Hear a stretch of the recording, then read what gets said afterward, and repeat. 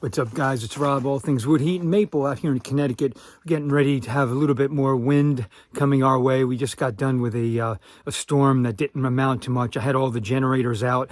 There was something I wanted to show you guys, a little tip. We've got 2 generators that we use on the property, one for the main house where we stay, and then I've got a cottage on the property where my in-laws live with us. So each one has their own generator. I'll show you what I do to make things easy, so when I have a storm coming up, I don't have to run around and go too crazy trying to get things prepped up.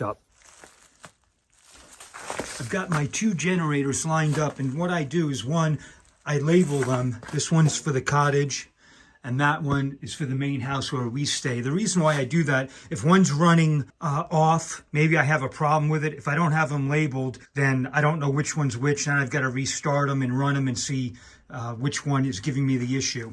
So that's one thing you can do. Another thing that's really important, I keep a packet of everything I need for each one with the generator. So when I roll these out, the cottage is probably about 30 yards from my house. So I'll roll these out. It's got everything I need.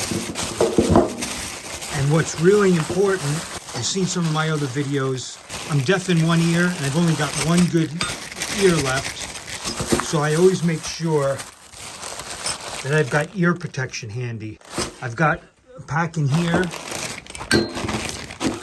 and I've got a set in here. Yeah, they're a little bit grody, but this way, when I'm setting up the generators and I'm getting them started, warmed up before we use them, I don't have to run back into the basement and try and dig up a set of earplugs. I have them with me, and I can get right to work. Another thing that's very helpful is to have whatever wrenches, whether they're adjustables or, sockets, what have you, have those ready.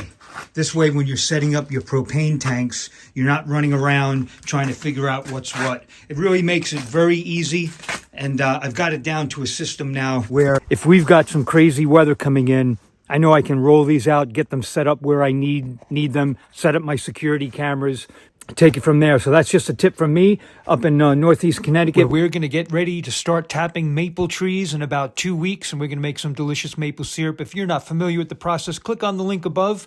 We'll show you how to do it from start to finish. Like, share, and subscribe, and we'll see you on the next one. Thanks.